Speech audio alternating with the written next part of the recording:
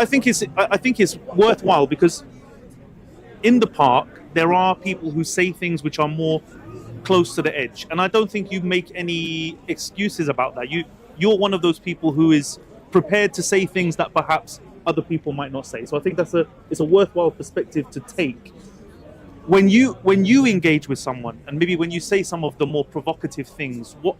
What's your intention? It's in response.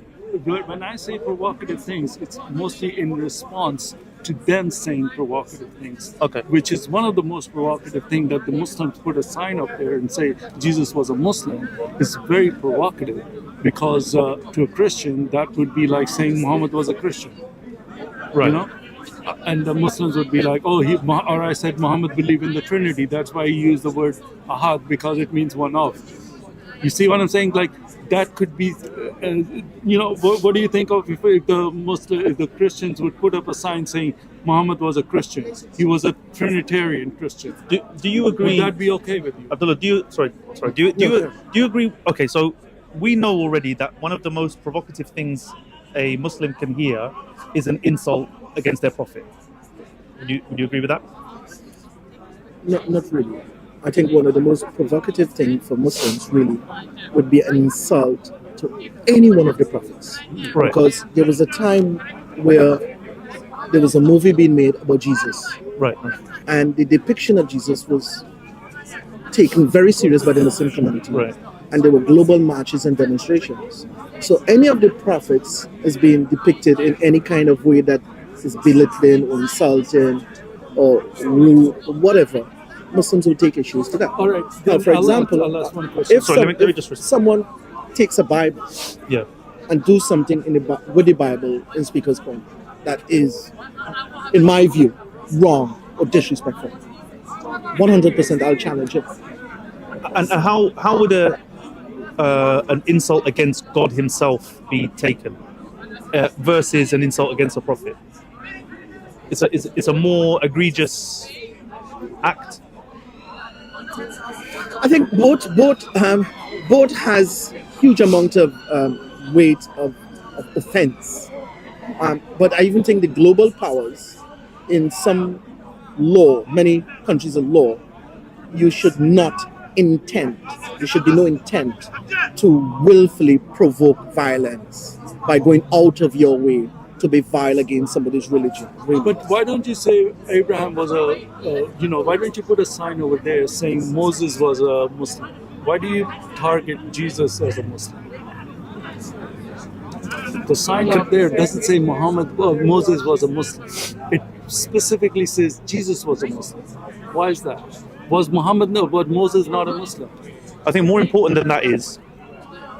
Sorry, I don't mean to cut off. I just want to try to give you a question that I think you will answer. To insult a Muslim by insulting God, or to provoke a Muslim by insulting God, would be taken in the same way by a Christian if one was to say Jesus is not God, because they take Jesus as God. That's not the case. That's a flawed view. So why is that a flawed view? I'll tell you why it's a flawed view. First of all, a Christian who says that he takes offense by a Muslim who says Jesus is not God, he is just trying to react in a way how we react. I'll tell you why. Because we're going to ask a Christian in a minute. Because he's not a Christian. But anyway, because I'll tell you why. Number one. Do you think that's not provocative to say in my face, I'm not a Christian? I can explain myself. But anyway, I'll tell you why. Number one, in Christianity, there are Unitarian Christians. And in Christianity, there are Trinitarian Christians. The Trinitarian Christians and the Unitarian Christians, the Trinitarians do not believe Jesus is God. The Unitarians do not believe Jesus is God. And the Trinitarian Christians will take no offense against those who say Jesus is not God. Do you think that we consider them Christians? Can I finish, please? So those Trinitarian Christians who say Jesus is not God, they do not say Jesus is not God with the intent to be vile, with the intent to be rude. So the false notion as though all Christians through all period of time all believe Jesus is God, it's a flawed view. What I mean is, You understand what I'm trying to say? would it? Okay, I have to be more specific then. Would a Muslim saying to a Trinitarian Christian that Jesus is not God be tantamount to a Christian saying Allah is not God? Is it not the same? It's not is there the a same. parallel? It's not the same. Okay, let's get. And I'll tell you. Well, let's, all right, no, let's, yeah, get, no, let's get Sam's view on that. So there's a couple of things because the point that he brought up that not all Christians are Trinitarians. If you ask a Christian that question, they would say anybody who's not a Trinitarian is not a Christian. Right. That's the correct answer. So for him to take his definition of Christian, which he includes the Unitarian in it. Now there are many degrees of Unitarians. Some of them are oneness. Some of them have the different view of the Trinity and this and that. So those are all the things that I discussed. I had many discussions with Unitarians. Do you think that any Christian, if you want to define Christian, is a Trinitarian? As a Christian, I'm talking about Trinity. That is the Bible. That's what Trinitarians and that's what Christianity is. Now, that is what the 90% of the Christians out in this world, the Roman Catholic Church believes in Trinity. All of them, which is the major Christian denomination that has Unitarian view. Okay, yes, there is one that's Jehovah's Witnesses. Do the Christians call Jehovah's Witnesses Christians? It's like Ahmadiyas. It's like the Muslims calling Ahmadiyas non-Muslims. We call Jehovah's Witnesses non-Christians. So you answer the question.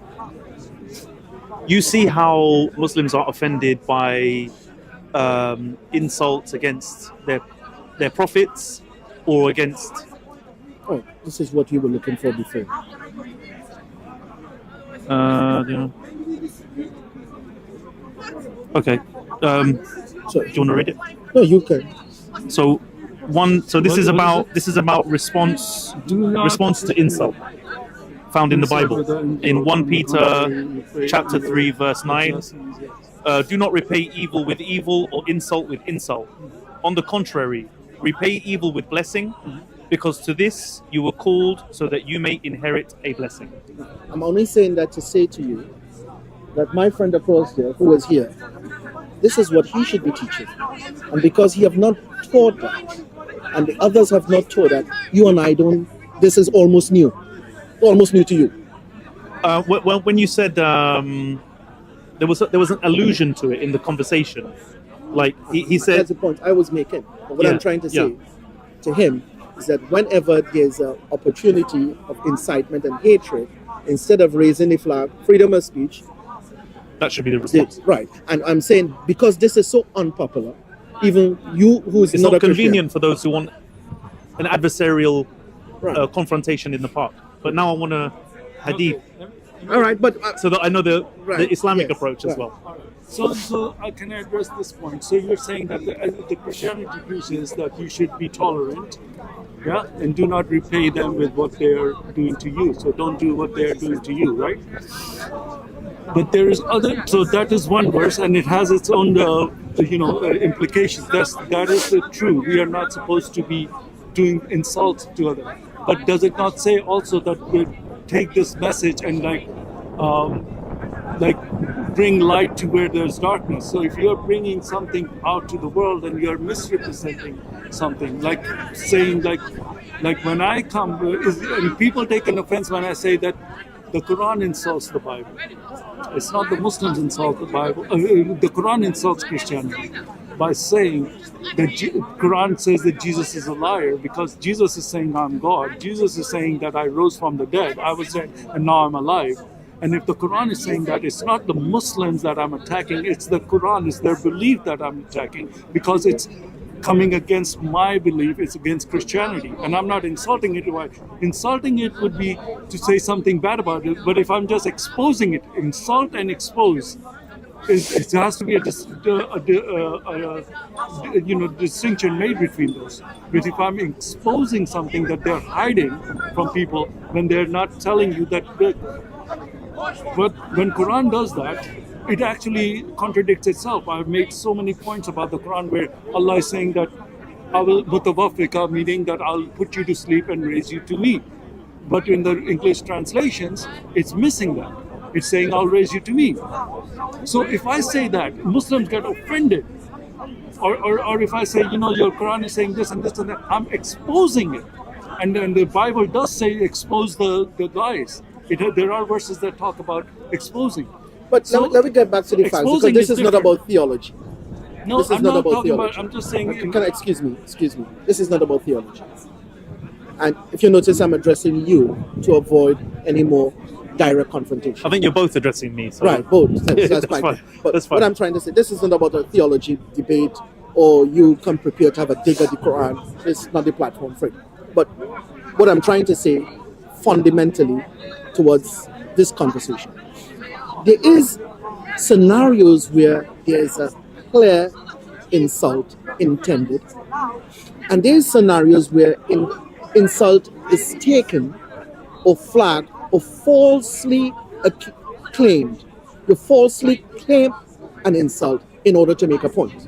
So the question is, I find out for a fact that Islam has no intention of insulting anyone, but Islam holds some very strong views with regards to what is idolatry and the authority of God. So if Islam talks about the authority of God and it speaks against idolatry, then someone will come and say, well, it's a false flag. We're moving towards theology. All right, well, let's yeah. Anyway, Cyrus, I think I had enough. Yeah. All right. Thank you. Thank you again. Yes.